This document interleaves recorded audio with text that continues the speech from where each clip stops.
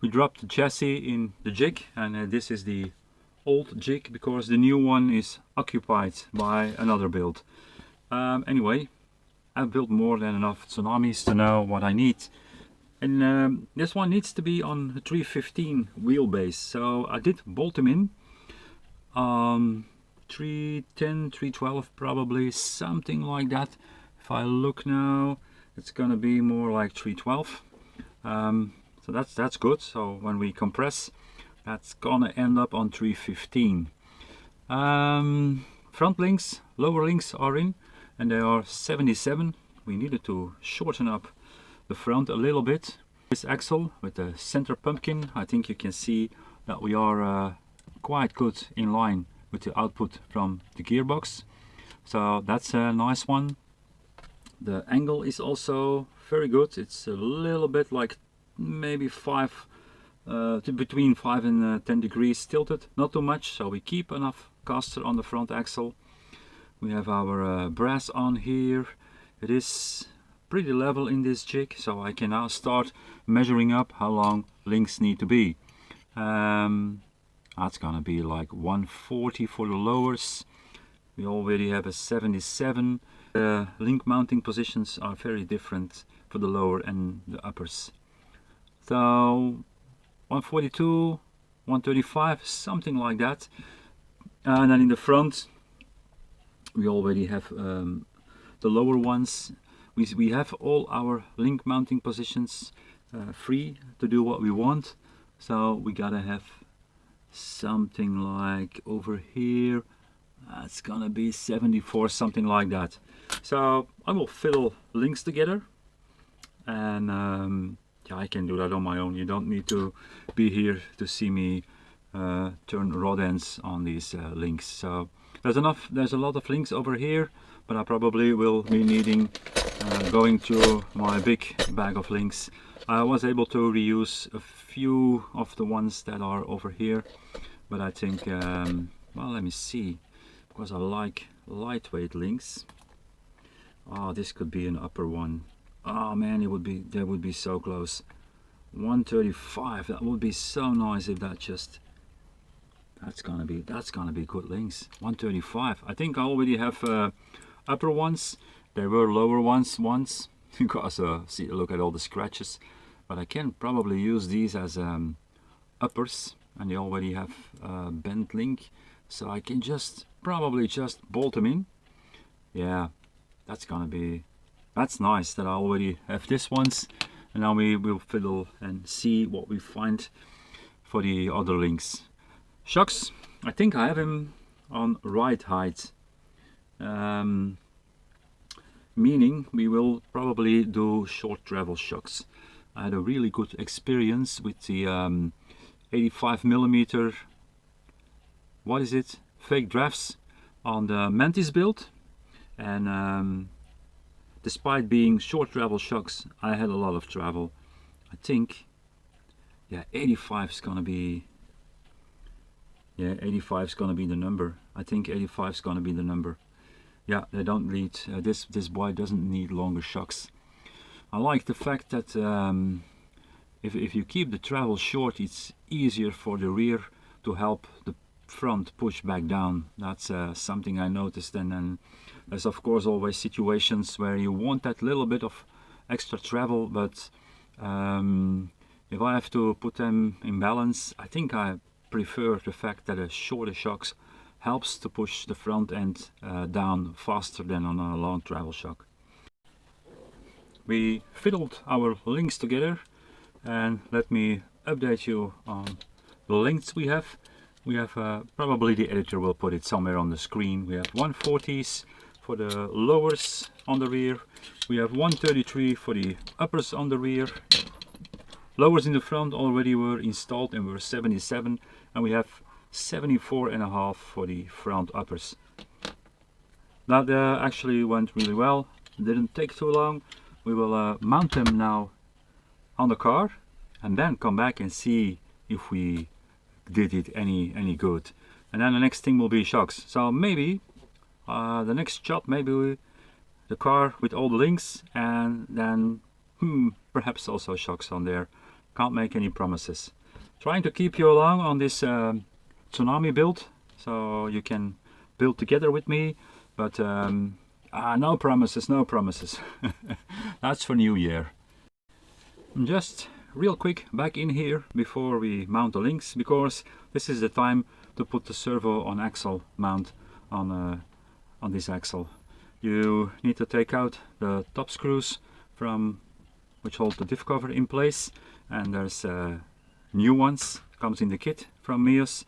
And then also you want to do this right now, because you need to bolt these standoffs for the servo on here, and you want to thread lock them, and once this is in place you can no longer do that. So just do this first and then bolt this in place, and then you can start with the links. I am coming back one more time before we start on the springs, because the links all look very nice, and there's still a lot of play, because this one sits really nice in the center. Bottom links are okay. Uncompressed we are at 310 at the moment, and when I push them down we end up on 315. They are, all axles are moving very freely, so that's nice. I like the fact that we have a short front skid forward, but not too much. And then in the rear, yeah, axle is tilted a little bit, but it actually comes really nice when it's moving. So I will do the shocks next, and it sits rather straight at the moment, so let me try to measure that up. I think I go for the 85s, and on the front, yeah, it's gonna be 85s. I feel I'm on the right track. Also, I will not need to shim any of these, because all the ball ends just are perfect already. Yeah, all black screws, so that's also good. I don't have black from these lock nuts. I might need to order a couple of those. The screws that come with the nylon kit are perfect. There's a very long one that's taking the axle mount from the side to side, from one side to the other, and a lock nut, so it is locked in on the axle horizontally, and then the other one is perpendicular on those two. So this servo mount is, I have one on bolt, and that is really, it's just a very good axle, and the way the servo is mounted is also very well. Now this one can move freely in all directions. We have all the play we want. We are not touching the rails. Also in the back we have exact every movement we want, and there's no lateral movement over here, and also over here there's no lateral movement. You really want to make sure your front does not have lateral movement. Yeah, maybe you ask, or not, what's the problem with having lateral movement on the front? Well, if you have your servo locked out completely left or right, it actually doesn't turn the wheels completely, but it uses that lateral movement for a bit, and then you won't get your maximum steer angle. If this one can move too much, you never get your maximum steer angle. The servo just pushes the complete axle left or right, and you end up with not the complete steering you can get. Ask me how I know. So shocks, let me see what I can find shock wise. This is one that I can do over here. I will find some drive shafts. Also the front drive shafts look really nice, depending on how we are going to sit, because we have a very horizontal output on the front shaft. And as I look at it now, on complete extraction, it might just touch this part of the skid, but then we just will file that out a little bit so it doesn't touch anymore.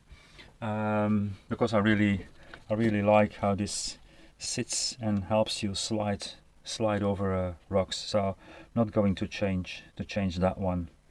This was a not pre-drilled skid. This was a blank skid because I didn't know which gearbox I was going to use. We end up with this one, the too low. Let me see. These are just 85s. Yeah, they could be the jam. I have them in gray. Yeah, This is probably the easiest solution. Fix up a set of these because they just work so good. And they also work really well on the original springs. Yeah, okay, we have a few of these little shafts over here, so that's also something I will need.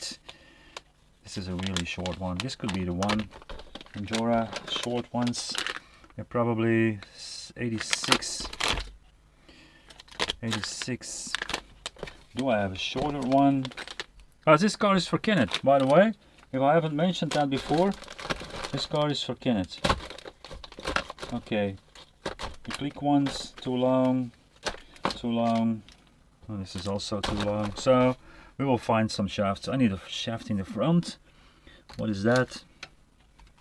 Going to be somewhere around. That's also going to be a short one. Maximum 70, and I'm probably, yeah, something like 70. Let me mount some shocks, just dry on there and see how that works. Yeah, in one session from a chassis, well, we had the gearbox in with the motor, to a roller, because that's what we have right now, and he's very light, so shocks need to be done. These are not filled, I can already tell. I think the ride height is okay, but we need to do something.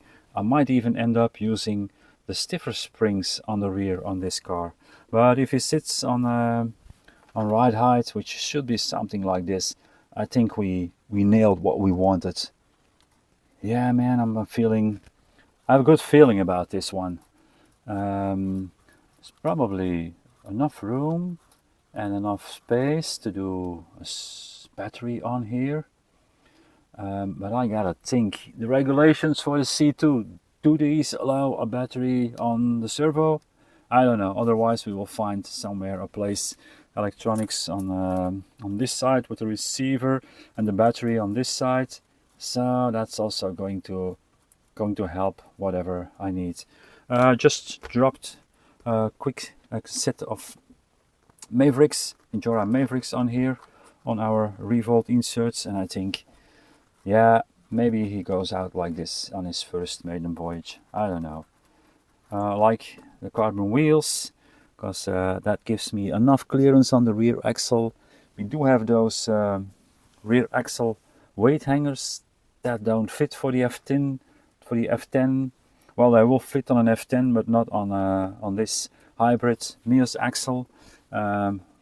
Just a tiny bit of play in there, so that's also good. I needed to remember to shim. Was it the front axle or was it the rear axle? Yeah, I can feel it right away which axle it is. It's not the rear, it's the front axle that needed to be shimmed. But everything moves very nice and very freely. I don't know how well the camera picks this up. Also, I changed microphone, so if the sounds a little different. The compression is perfect. We are not hitting the axle in the rear, so that's also.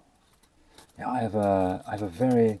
He moves very freely. There's nowhere any resistance, and yet everything is as I wanted it. If it sits down low, that's exactly how I think he has to sit. But there's no weight on here yet, and there's also no oil in here, because yeah, we're gonna have a proper lowrider with a good breakover for this class, and then there's the pumpkin slider. I hope Kenneth's gonna be very happy with this. I must remember to ask him his radio and a receiver. Okay, that's enough for this session. More to come on the next one. See you there.